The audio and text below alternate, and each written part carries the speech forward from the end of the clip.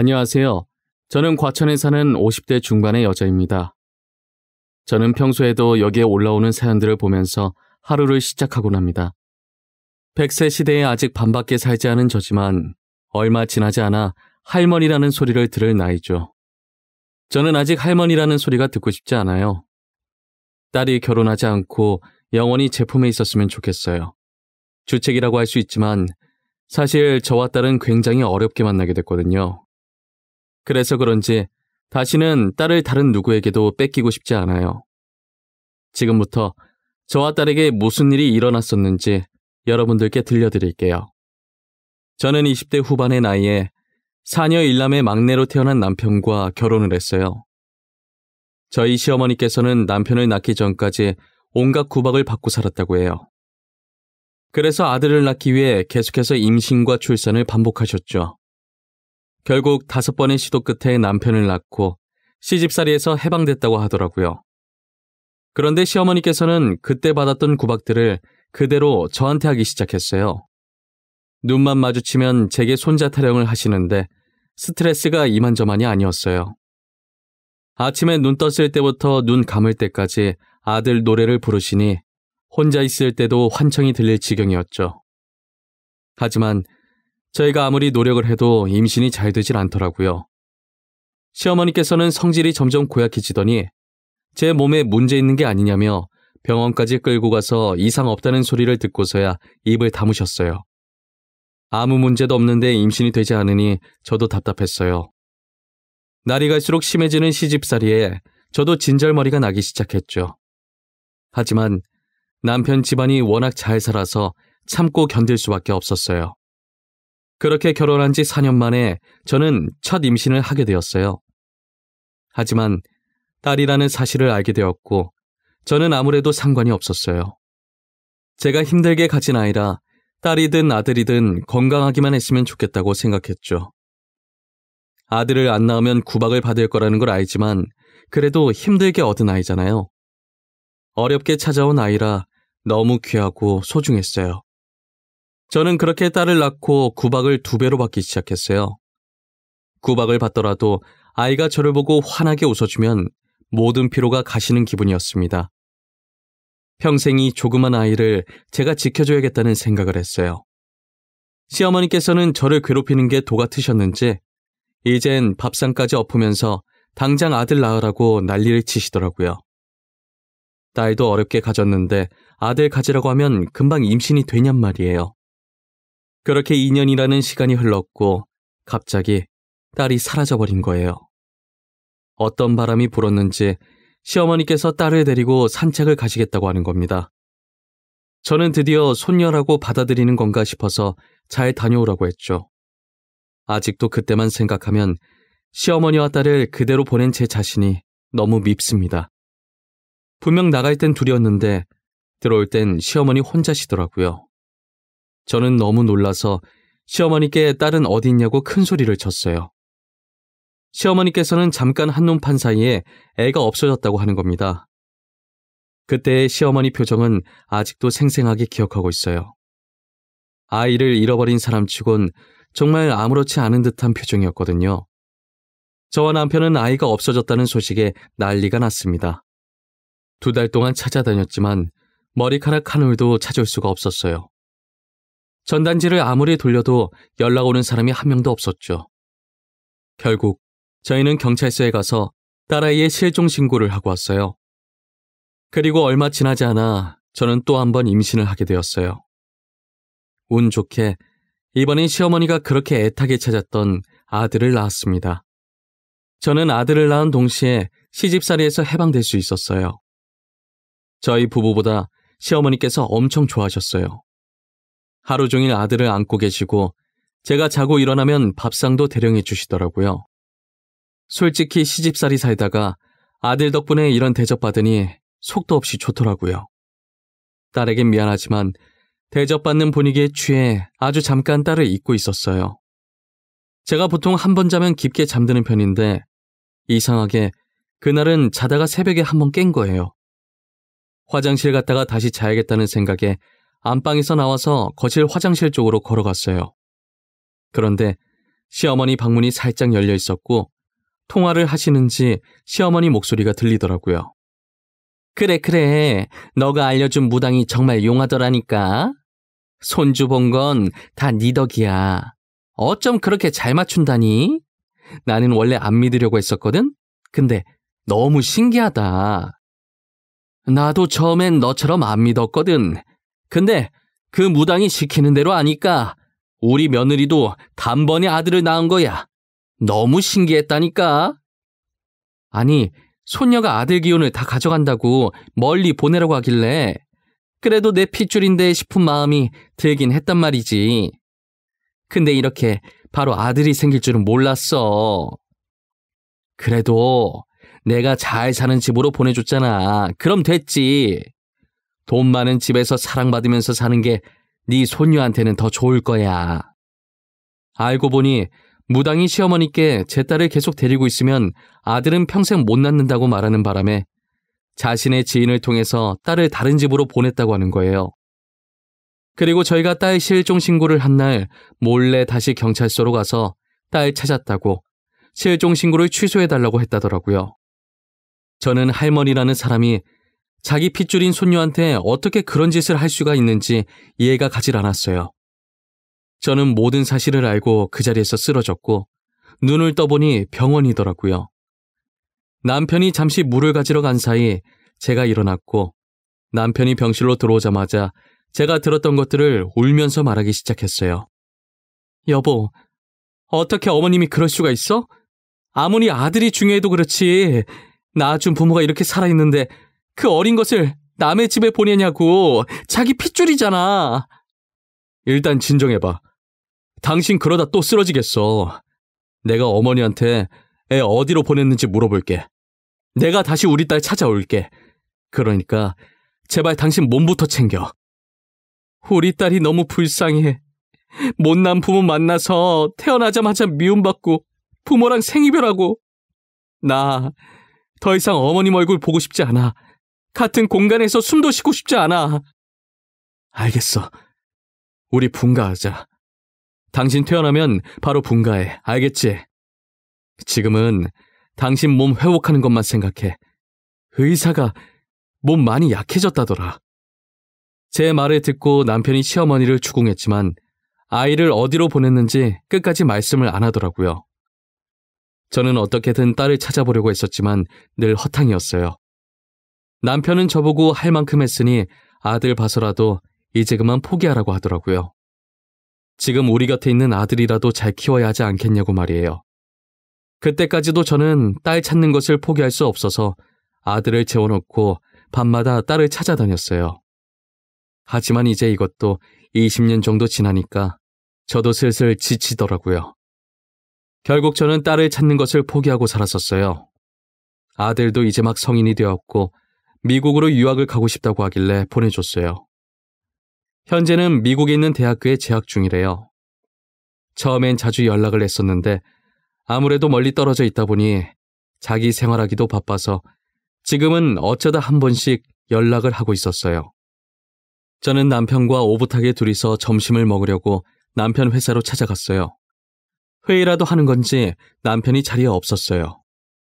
그래서 남편을 기다리려고 가만히 앉아 있는데 비서가 들어오더라고요. 원래 보던 얼굴이 아니어서 저도 모르게 빤히 쳐다봤나 봐요. 그런 저를 보고 활짝 웃으면서 이번에 새로 일하게 된 비서라고 자기를 소개하더라고요. 도도했던 전 비서와 상반되게 엄청 방긋방긋 잘 웃고 싹싹했어요. 안녕하세요. 사모님 맞으시죠? 저는 이번에 새로 일하게 된 비서 강주흔이라고 합니다. 저를 처음 봐서 놀라신 것 같아서 이렇게 인사드립니다. 그래요? 안 그래도 전에 봤던 비서가 아닌 것 같아서 저도 모르게 놀랐나 봐요. 사람 보고 놀라는 거 아닌데 초면에 제가 실례를 했어요. 아니에요. 그럴 수도 있죠. 지금 회장님께서 미팅 가셔서 아직 안 돌아오셨는데 커피라도 드시면서 기다리시겠어요? 미팅 가신 지 좀 돼서 금방 오실 것 같아요. 아, 그럼 그래 줄래요? 괜히 저 때문에 일하는데 방해된 건 아닌가 모르겠어요. 이럴 줄 알았으면 미리 연락이라도 하고 올 걸 그랬네. 지금까지 일했던 비서들과 인사 말곤 해본 적이 없었거든요.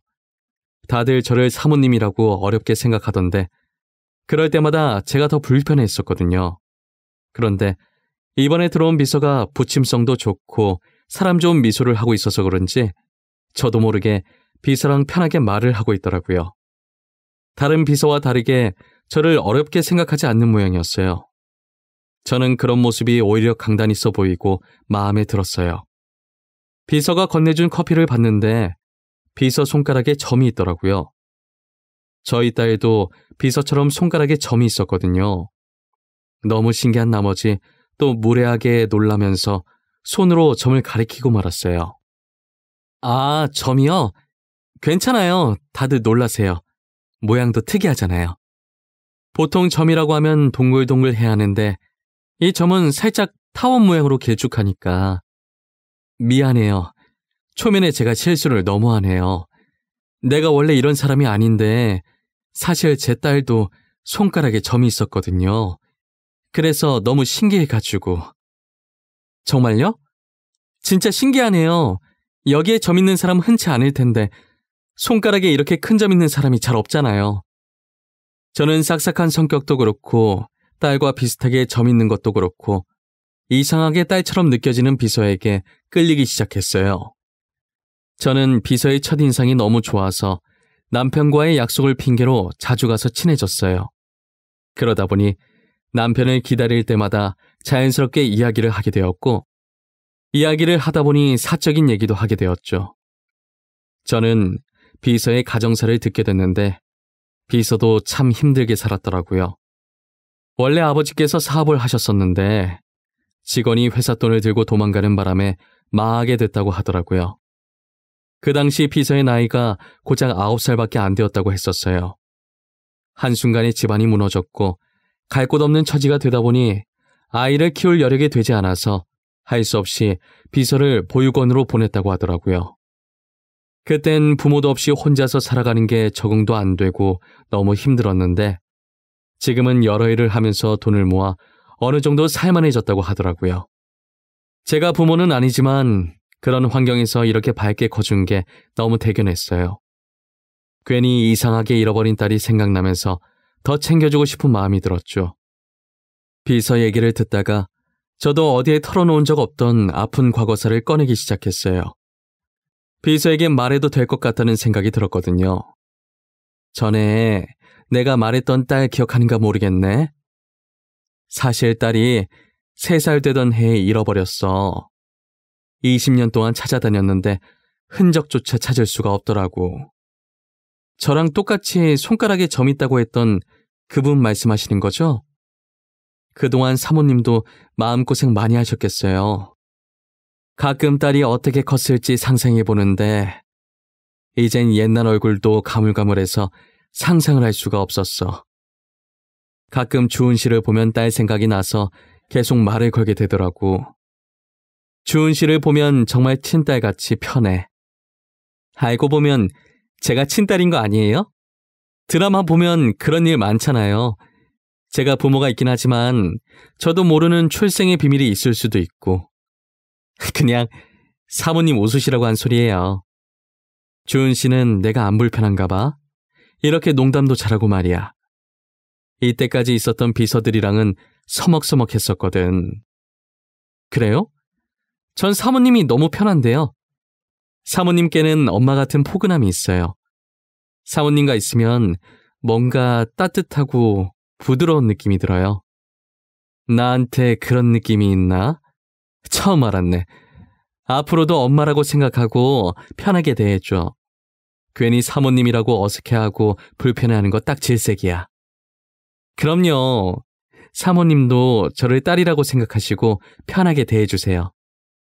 회장님도 그렇고 사모님도 그렇고 너무 좋으신 분 같으세요. 저희는 농담을 주고받으면서 앞으로 모녀지간처럼 잘 지내보자고 했어요. 그렇다고 생각 없이 아무 때나 찾아가서 말 걸고 하지 않았어요. 저랑 친하게 지낸다는 소문 돌면 비서에게 좋을 게 하나도 없으니까요. 어느 회사든 시기에 질투하는 사람들이 늘 존재하잖아요. 혼자 알아서 일 척척 잘하고 있는데 괜히 피해주긴 싫었어요. 그리고 얼마 후 남편이 원래 신장이 안 좋았는데 나이가 들어서 그런지 상태가 더 안 좋아졌더라고요. 결국은 다른 사람에게 신장 인식을 받아야 하는 상황까지 왔어요. 하지만 저는 많이 늙었고 아들은 현재 당장 한국에 들어올 수 없는 상황이었어요. 비서는 저희의 사정을 알고 자기가 선뜻 신장 기증을 해주겠다고 하는 거예요. 주은 씨가 신장 기증을 해주겠다니 그게 무슨 소리야. 우린 기증자 나타날 때까지 기다리면 돼. 그러지 마. 아니에요. 회장님께 은혜를 갚고 싶어서 그래요. 제가 비서일 할 수 있게 해주신 것도 회장님이시란 말이에요.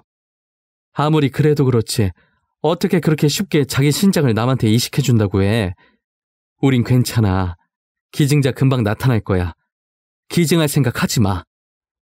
사모님, 전 아직 젊고 건강하잖아요. 수술해도 금방 회복할 수 있어요. 그리고 회장님이랑 저랑 혈액형이 똑같아서 가능할 거예요. 아니야.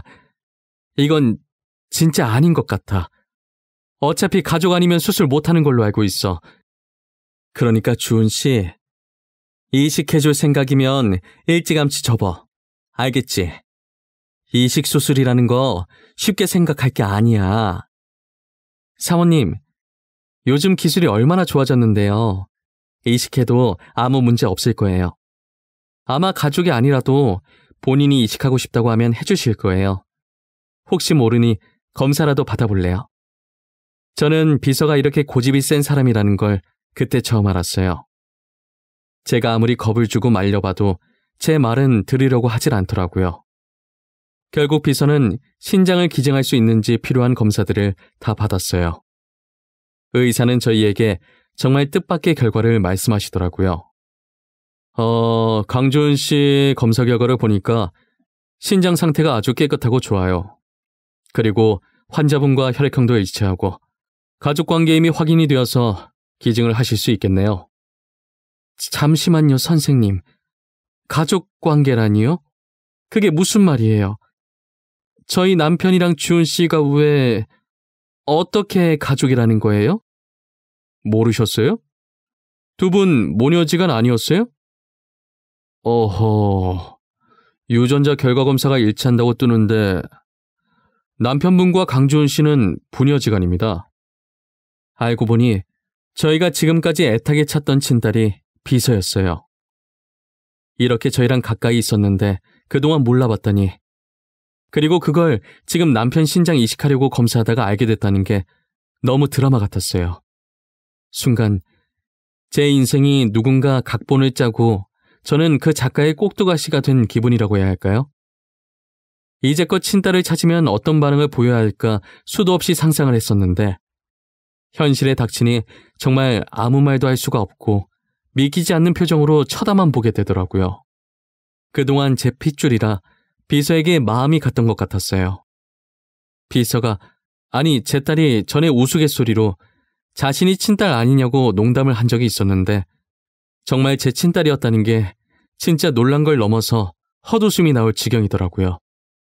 저는 딸을 데리고 남편이 있는 병실로 들어갔어요.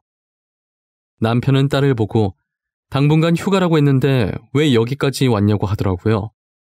저는 그런 남편에게 우리 딸이라고 말하니 무슨 이런 인연이 다 있냐고 하면서 딸을 비서로 고용하게 된 사연을 말하더라고요. 사실 자신이 자주 가던 식당에 딸이 홀서빙 알바로 있었는데 너무 눈에 밟혀서 월급을 2배로 줄 테니 비서를 하지 않겠냐고 제안을 했다는 거예요. 이런 식으로 비서를 뽑은 적이 단 한 번도 없었는데 희한하게 핏줄을 알아본 건지 자기가 제안해놓고 자기도 많이 놀랐었다고 하더라고요. 그렇게 딸은 22년 만에 다시 저희 집으로 돌아오게 되었고 시어머니는 딸의 손을 꼭 잡고 연신 미안하다며 눈물을 흘리셨어요. 잘 왔다, 잘 왔어. 내가 정말 미안해.